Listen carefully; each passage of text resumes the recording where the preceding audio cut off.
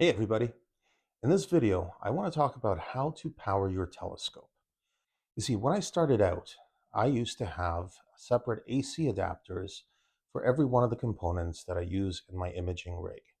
So I had a separate power supply for the mount, I had a separate power supply for my cooled camera, I had a separate power supply for my laptop, and all of them were running off of their own AC adapters.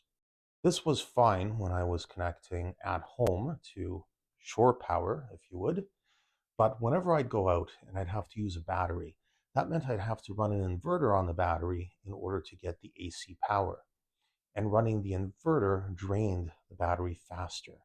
But even at home, getting all of those AC adapters connected, in addition to all the other wiring that I had to go through, plus a separate laptop and other components, it just became a real headache to get the telescope outside if I knew I only had a few hours to image. So what I've been working on for the last little while is consolidating everything so that it would fit onto my mount and rig. So that when I take the telescope outside, I can lift it off of the tripod, take it outside as one piece, bolt it onto the pier, and I'm good to go. And that meant revisiting how I was powering my rig. And that's what this video is really about. So what I have here is one very long 12-volt cable that has a car charger attachment on one end and a car charger attachment on the other end, meaning it plugs right into my 12-volt portable battery. And what I have here is a little 10 ampere 12-volt AC to 12-volt DC adapter, which means when I'm at home, I can use the same cable to connect to AC power, whereas when I'm out of the house, all I need is my 12-volt battery and this cable. Everything else is now self-contained on the rig itself, and that includes this end here, which plugs into this cable and runs into this three-way car adapter splitter. And then I have three separate car adapter, 12 volt, actually 10 ampere each cables running out of the splitter and running into my mini PC, my cooled camera, and the mount. Which means whichever way the mount slews, I only have one cable to worry about wrapping, and that is the power. And that is long enough and hangs loosely, so I don't have to worry about it.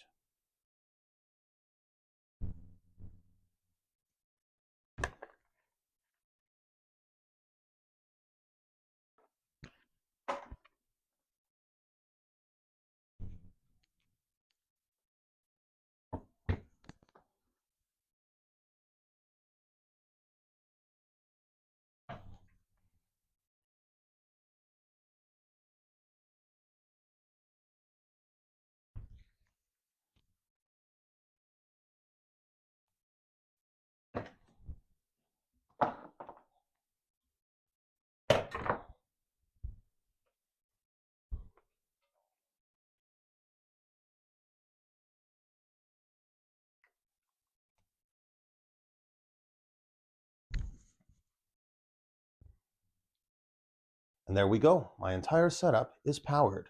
Now let's turn on the mini PC.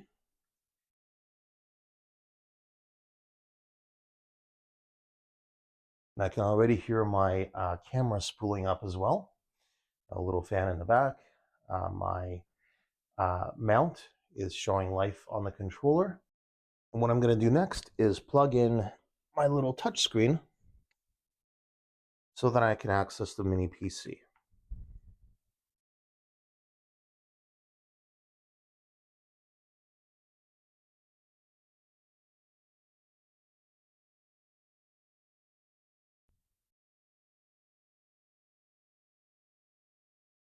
And there we go.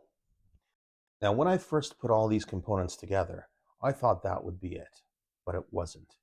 You see, I had a big problem with the mount disconnecting from my laptop. I'm going to show you what that looked like. So I'm going to bring up CPWI. As soon as I find it.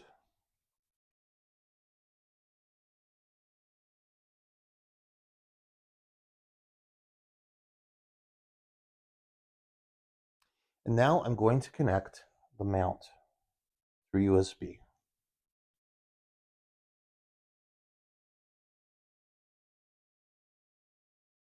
And I'm going to unpark it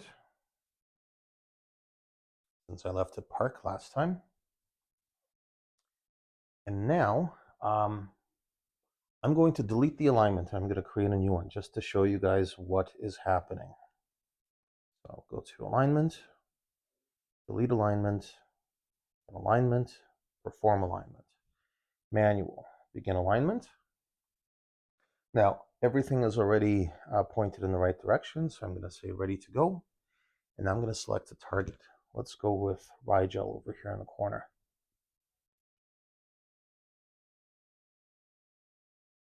Communication lost. Now, sometimes when this would happen, the mount would continue to slew on by itself, and I have to run over and yank the power and stop the mount from hitting something or twisting all the way around. And for the life of me, I couldn't figure out what was causing this problem.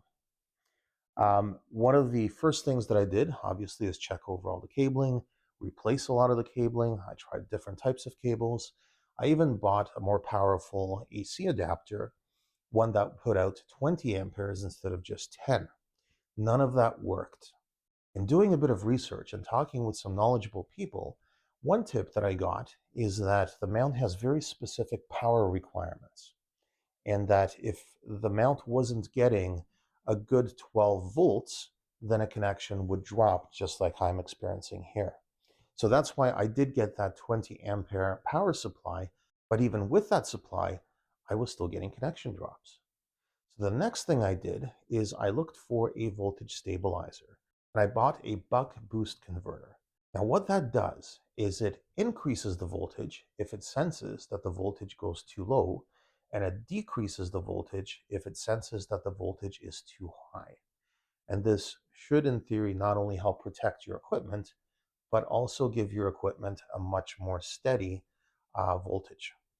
Unfortunately, that didn't work either. Let me show you what did. This little device here is called a USB isolator. What you do is you plug in your USB cable on this end, and then this end plugs into whichever device you're connecting to. And what this isolator does is it cleans up the electrical signal going through that USB cable. You see, what I found was when I powered the mount on a different adapter than the mini PC and the rest of the rig, I would have no problems with connectivity. But as soon as that mount was put onto the same electrical circuit, that's when I would start to lose connection. And this, I'm 99.9% certain, is because of the electrical interference when the mount slews at higher rates that it puts onto the entire circuit, meaning that there is noise that goes from the mount through the USB to the laptop. And that noise was causing the connection to drop. So I found this little guy for 50 bucks Canadian. You might be able to find one for cheaper, but this saved me a lot of trouble. Let me show you.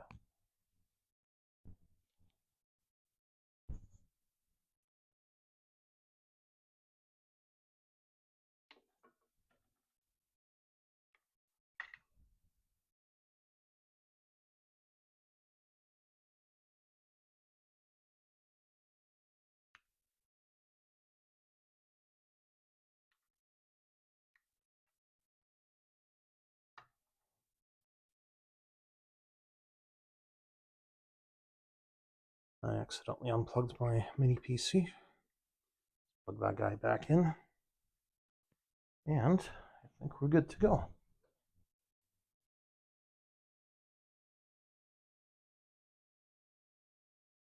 All right, so we're back up on the mini PC. Let's start up CPWI. And here we'll reconnect to the mount.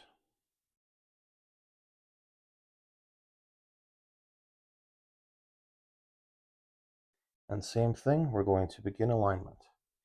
And we'll assume that the wedge is already properly oriented. I know I slewed a bit before. All right, let's pick Rigel again. Go to Rigel.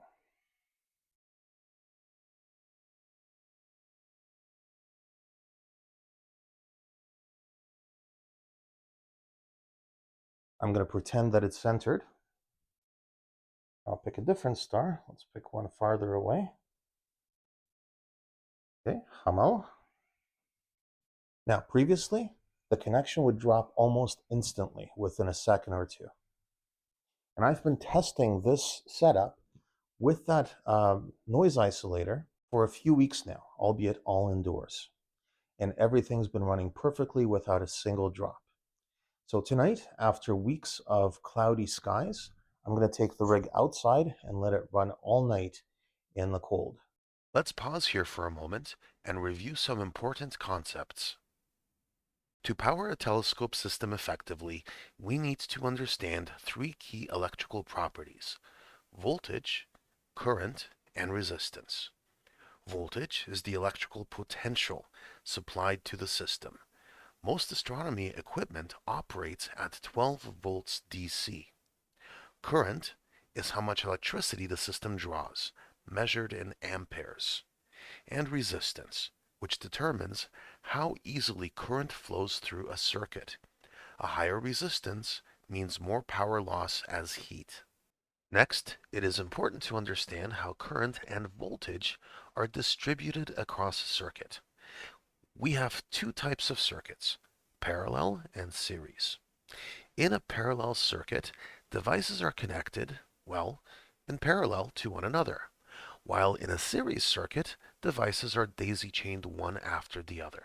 In a parallel circuit, the total current is the sum of the current needs of each device, and the voltage stays constant. While in a series circuit, the voltage is split with each device drawing down on the available voltage, leaving less for the next device. This is important because astrophotography gear requires a nice clean 12 volts of power to function, with different current needs for each device. Typical astrophotography gear includes a mount, camera, and laptop or computer such as a mini PC to control the setup. We'll ignore other components such as heating bands for now. Each of these components adds resistance to the circuit. In this example, let's label the mount, camera, and PC as R1, R2, and R3 respectively. Let's say that all three components require 12 volt power, that the mount has a resistance of 40 ohms, camera 40 ohms, and PC 60 ohm, and that their current draws are 3 amperes, 3 amperes, and 2 amperes respectively. On the left, we have an example of a parallel circuit running on a 12-volt battery.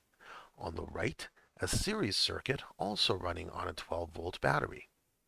By plugging all of these values into our equations, we find that the parallel circuit can supply 12 volts to each component, and that the entire setup will require 3 plus 3 plus 2, or 8 amps from the power source to run.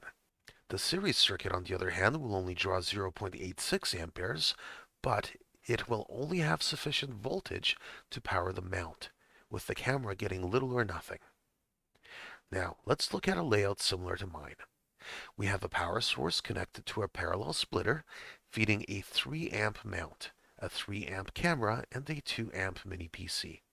The current needs for this setup are 8 amperes, which need to be available from the power supply.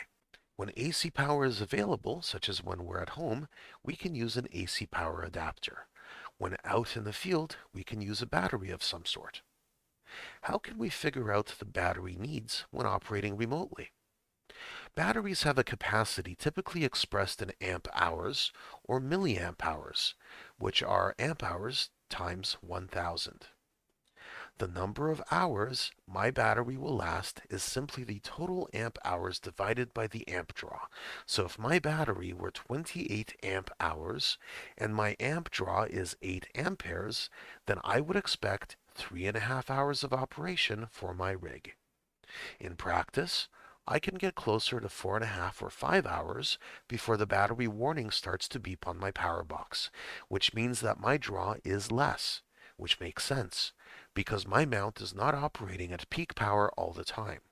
That is, the mount requires 3 amperes when slewing at max speed, not while tracking. I also need to mention a very important caveat about batteries. Lithium-ion batteries, which are more expensive, can be run until close to empty and bounce right back, while lead-acid batteries can be damaged if drained too low. For this reason, if you are using a lead-acid battery, assume that your usable capacity is half. Yes, this means that if I were to operate my gear until the battery were dry, I would be damaging its ability to hold a full charge in the future. Let's review the whole setup. I'm using a 20 ampere AC to DC power adapter when connected to shore power. I also have a 10 amp smaller adapter for my smaller rig. The AC to DC adapter outputs to an accessory plug which connects to a buck boost converter, which helps maintain a steady voltage. The buck boost converter then connects to a car accessory splitter with 3 ports, one for the mount, one for the camera, and one for the mini PC. The splitter has some protection in case of power spikes or overheating, but each individual connection also has its own built-in fuse. The mini PC is connected to the camera and mount via USB cables. However, the USB connection between the PC and the mount has been dropping when the mount slews at higher rates. For that reason, I have added a USB isolator, which helps reduce or eliminate the electrical interference generated by the mount and has kept my connection stable. When I'm away from home, I simply plug into the 12-volt accessory port on my power bank. Now let's see how this all runs.